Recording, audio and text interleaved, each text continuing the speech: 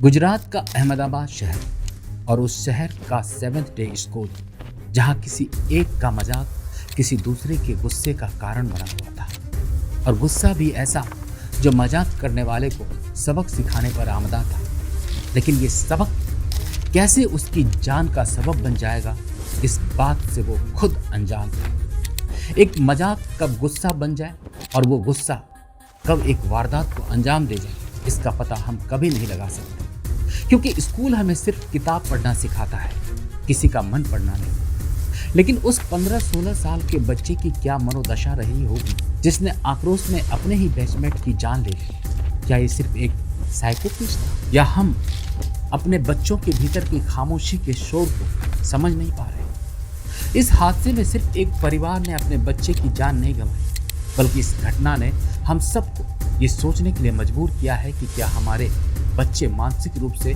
स्वस्थ और सुरक्षित हैं, या उनकी चुप्पी आने वाले किसी तूफान का शोर है। नमस्कार, मैं हूं रंजीत और आप देख रहे हैं रियलिटी रिवील्ड विद रंजीत। 19 अगस्त 2025 की सुबह अहमदाबाद के खोखरा इलाके का माहौल बिल्कुल सामान्य था। आसमान हल्का सा धुंधला, सड़कों पर बच्चों की आवाजाही, स्कूल बसों के हॉर्न तथा माता पिता की हड़बड़ी, बस वैसा ही था जैसा हर दिन होता है। सेवेंथ डे स्कूल के गेट पर बच्चों की भीड़ लग चुकी थी। प्रार्थना सभा के बाद सब अपनी अपनी कक्षाओं में जा चुके थे। यही वो दिन था जब 15 साल का नयन संतानी क्लास 10 का छात्र हमेशा की तरह स्कूल पहुंचा। हंसमुख, खेलों में अच्छा, दोस्तों के बीच लोकप्रिय और माता पिता की उम्मीदों का सहारा। घर से निकलते समय उसने माँ से कहा था, माँ आज जल्दी आ जाऊंगा, दोस्तों के साथ क्रिकेट खेलना है। लेकिन किसी को नहीं पता था कि वो शाम अब कभी आएगी ही नहीं, जब नयन वापस आ सके, क्योंकि नयन और एक अन्य छात्र के बीच कई दिनों से तनातनी चल रही थी। दोनों लगभग एक ही उम्र के थे, दोनों क्लास 10th में पढ़ते थे।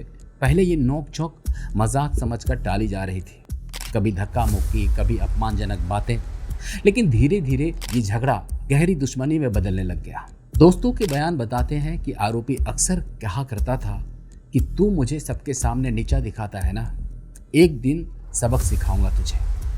नयन इसे हंसी में उड़ा देता, लेकिन आरोपी के मन में गुस्सा धीरे धीरे बदले की भावना में बदलता जा रहा था।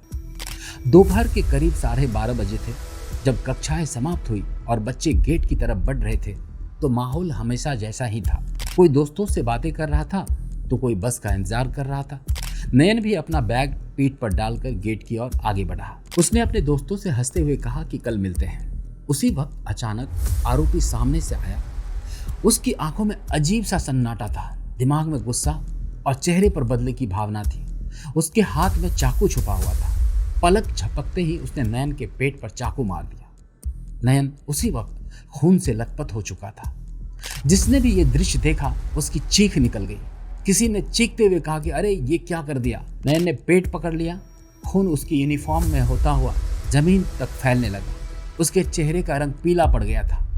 वह लड़खड़ाता हुआ अंदर की ओर भागा, दीवार पकड़कर कुछ कदम चला और जमीन पर गिर पड़ा। उसकी सांसें उखड़ रही थी। उसकी आंखों में बस एक ही पुकार थी, प्लीज हेल्प मी। लगभग 30 मिनट तक नयन उसी हालत में वहीं पड़ा रहा। उस दौरान बीतता एक एक सेकंड उसे मौत की तरफ धकेल रहा था, मगर स्कूल प्रशासन किसी और चीज को ही प्राथमिकता दे रहा था। उन्होंने एम्बुलेंस नहीं बुलाई, तत्काल पेरेंट्स को नहीं बुलाया गया, बल्कि उन्होंने सबसे पहले पानी का टैंकर मंगवाया ताकि जमीन पर फैले खून को धोया जा सके और अपने स्कूल के इमेज को साफ सुथरा रखा जा सके। यह मंजर वाकई दिल को दहला देने वाला था दोस्तों। जहां एक 15 साल का बच्चा जिंदगी और मौत के बीच जूझ रहा है, तब स्कूल अपनी छवि बचाने में लगा हुआ था। आखिरकार नयन को अस्पताल पहुंचाया गया। डॉक्टरों ने पूरी कोशिश की, ऑपरेशन भी हुआ, लेकिन रात होते होते 19 और 20 अगस्त की रात नयन ने दम तोड़ दिया। वे जिंदगी की जंग हार गया। घर में मातम पसर गया। माँ रो रो कर बार बार यही कहती रही कि मेरा बेटा सुबह तो हंसता हुआ गया था, लेकिन अब ऐसे कैसे लौट आया। पिता की आंखों में आंसू सूख चुके थे। पूरा परिवार टूट चुका था। 20 अगस्त की सुबह जब यह खबर फैली तो पूरा अहमदाबाद गुस्से की आग में जल उठा। माता पिता, स्थानीय लोग और छात्र स्कूल के बाहर इकट्ठा हो गए। कोई चिल्ला रहा था, हमारे बच्चों की सुरक्षा का क्या।